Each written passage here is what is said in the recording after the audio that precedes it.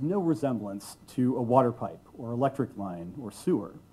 The use of those pipes will be roughly constant over time, and very few would say that there's dramatic innovation in those areas. By contrast, online traffic is exploding, and with the dawn of the Internet of Things, with the development of high bitrate applications like virtual reality, with new activities that we can't fully grasp yet, like high-volume Bitcoin mining, we are imposing ever more demands on the network. Over time, that means that our networks themselves will have to scale too. But they don't have to. If our rules deter the massive infrastructure investment that we need, eventually we'll pay the price in terms of less innovation.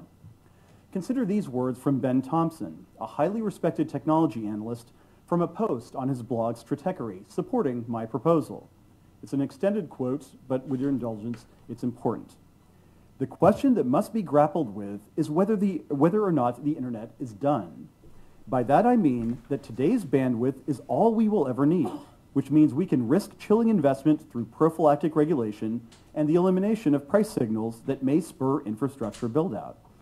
If we are done, then the potential harm of a Title II reclassification is much lower. Sure, ISPs will have to do more paperwork, but honestly, they're just a bunch of mean monopolists anyways, right? Best to get laws in place to preserve what we have. But what if we aren't done? What if virtual reality with dual 8K displays actually becomes something meaningful? What if those imagined remote medicine applications are actually developed?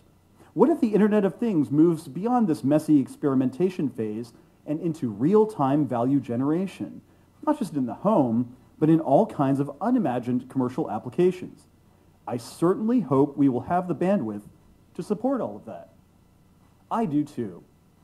And as Thompson put it in another Stratechery post, and again I quote, "The fact of the matter is there is no evidence that harm exists in the sort of systematic way that justifies heavily regulating ISPs. The evidence does suggest that current regulatory structures handle bad actors perfectly well. The only future to fear is the one we never discover, because we gave up on the approach that already has brought us so far." Now remember, folks, networks don't have to be built. Risks don't have to be taken. Capital doesn't have to be raised. The costs of Title II today may appear, at least to some, to be hidden, but the consumers and innovators of tomorrow will pay a severe price. So, what is the FCC doing today? Well, quite simply, we are restoring the light touch framework that has governed the internet for most of its existence. We are moving from Title II to Title I. Wonkier it cannot be. It is difficult to match that mundane reality to the apocalyptic rhetoric that we have heard from Title II supporters. And as the debate has gone on, their claims have gotten more and more outlandish. So let's be clear. Returning to the legal framework that governed the internet from President Clinton's pronouncement in 1996 until 2015 is not going to destroy the internet. It is not going to end the internet as we know it. It is not going to kill democracy. It is not going to stifle free expression online. If stating these propositions alone doesn't demonstrate their absurdity, our internet experience before 2015 and our internet experience tomorrow, once this order passes, will prove them so. Simply put, by returning to the light touch Title I framework, we are helping consumers and promoting competition. Broadband providers will have stronger incentives to build networks, especially in unserved areas, and to upgrade networks to gigabit speeds and 5G. This means there will be more competition among broadband providers. It also means more ways that startups and tech giants alike can deliver applications and content to more users. In short, it is a freer and more open internet. And we also promote much more robust transparency among ISPs than existed 3 years ago. We require ISPs to disclose a variety of business practices, and the failure to do so subjects them to enforcement action. This transparency rule will ensure that consumers know what they're buying and startups get the information they need as they develop new products and services. Moreover, we empower the Federal Trade Commission to ensure that consumers and competition are protected. 2 years ago, the Title II order stripped the FTC of jurisdiction over broadband providers. But today, we are putting the nation's premier consumer protection cop back on the beat. The FCC will once again have the authority to take action against internet service providers that engage in anti-competitive, unfair, or deceptive acts. As FTC Chairman Maureen Olhausen recently said, and I quote, "The FTC's ability to protect consumers and promote competition in the broadband industry isn't something new and far-fetched. We have a long-established role in preserving the values that consumers care about online." Or, as President Obama's first FTC chairman put it just yesterday, "The plan to restore FTC jurisdiction is good for consumers. The sky isn't falling, consumers will remain protected, and the internet will continue to thrive." So let's be clear. Following today's vote, Americans will still be able to access the websites they want to visit. They will still be able to enjoy the services they want to enjoy. There will still be cops on the beat guarding a free and open internet.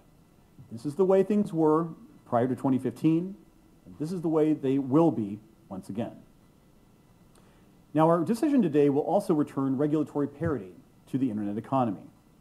Now, some Silicon Valley platforms, giants, favor imposing heavy-handed regulations on other parts of the internet ecosystem. But all too often, they don't practice what they preach. Edge providers regularly block content that they don't like. When you go online, do you decide what news, search results, and products you see? Perhaps not. They regularly decide what you see and, perhaps more importantly, what you don't. And many thrive on the business model of charging to place content in front of eyeballs. What else is accelerated mobile pages or promoted tweets but prioritization? What is worse, there is no transparency into how decisions that appear inconsistent with an open internet are made. How does a company decide to restrict someone's accounts or block their tweets because it thinks their views are inflammatory or wrong? How does a company decide to demonetize videos from political advocates without any notice? How does a company expressly block access to websites on rival devices or prevent dissidents' content from appearing on its platform? How does a company decide to block from its app store a cigar aficionado app, apparently because the company believes that the app promotes tobacco use? You don't have any insight into any of these decisions, and neither do I. Yet these are very real, actual threats to an open internet. Ironic, coming from the very entities that claim to support it.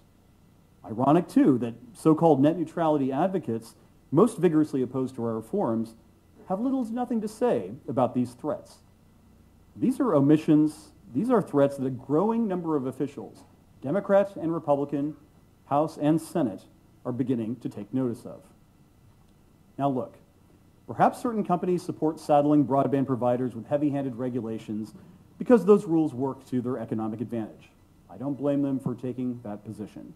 And I'm not saying that these same rules should be slapped on them too. What I am saying is that it is not the job of the government to be in the business of picking winners and losers in the internet economy. We should have a level playing field and let consumers decide who prevails. Now, many words have been spoken during this debate, but the time has come for action. It is time for the internet once again to be driven by engineers and entrepreneurs and consumers, rather than lawyers and accountants and bureaucrats. It is time for us to act to bring faster, better, and cheaper internet access to all Americans. It is time for us to return to the bipartisan regulatory framework under which the internet flourished prior to 2015. It is time for us to restore internet freedom. I want to extend my deepest gratitude to the staff who have worked so many long hours on this item. From the Wireline Competition Bureau, Anik Banoun, Joe Calishone, Megan Capasso, Paul Exech, Ben Childers, Nathan Egan, Madeline Findley, Doug Galby, Dan Kahn, Melissa Kirkle, Gail Krutov, Susan Lee, Ken Lynch, Pam Megna, Chris Monteith, Ramesh Nagarajan, Eric Ralph, Deborah Salons, Shane Taylor. From the Office of General Counsel, Ashley Boisel, Jim Carr, Christine Fargetstein, Tom Johnson, Doug Klein, Marcus Mayer, Scott Novak, Linda Oliver, and Bill Richardson. From the Wireless Telecommunications Bureau, Stacy Ferraro, Nisha Gundelsberger, Garnet Hanley, Betsy McIntyre, Jennifer Salas, Paroma Sanyal, Jimmy Shang, Don Stockdale, and Peter Trachtenberg. From the Office of Strategic Planning and Policy Analysis, Eric Berger, Mark Bykowski, and Jerry Ellig. From the Consumer and Governmental Affairs Bureau, Jerusha Burnett. From the Public Safety and Homeland Security Bureau, Ken Carlberg. And from the Media Bureau, Tracy Walden. With that, we will call the vote. Commissioner Clyburn. I dissent. Commissioner O'Reilly. Aye. Commissioner Carr. Aye. Commissioner Rosenworcel. I dissent. The chair votes aye. The item is adopted with editorial privileges granted as requested. Thanks to the staff for your terrific work on this item. Madam Secretary, could you please announce the next item on today's agenda? Mr. Chairman and Commissioners, the fifth item on your agenda will be presented by the Wireless Telecommunications Bureau and is entitled Amendment to Harmonize and Streamline Part 20 of the Commission's Rules Concerning Requirements for Licensees to Overcome a CMRS Presumption. Don Stockdale, Chief of the Bureau, will give the introduction. Thank you, Madam Secretary. Mr. Stockdale, once you and your folks are arranged, the floor is yours. Mr. Chairman, may I interrupt a little? I just want to know if his telephone's off. Commissioner, I did turn it off. Thank you for reminding me. Vibrate would have been fine. That's all right. Mr. Chairman, Commissioners, I am pleased to present to you the CMRS Presumption Report and Order. I am joined at the table today by Suzanne Tétrault, Roger Noel, Kathy Harris, Tom Reed, and Jessica Griffenius. In addition to the staff at the table, I would like to thank the Commission staff listed on the slide for their input. Tom Reed will now present the item. Thank you. Good afternoon, Mr. Chairman and Commissioners. Good afternoon. We present to you today a report and order that updates and harmonizes our regulations regarding the classification of commercial mobile radio services and private mobile radio services, primarily by eliminating sections 20.7 and 20.9 of the Commission's rules. These rules classify or presume certain services to be either commercial mobile radio services, or CMRS, or private mobile radio services, or PMRS,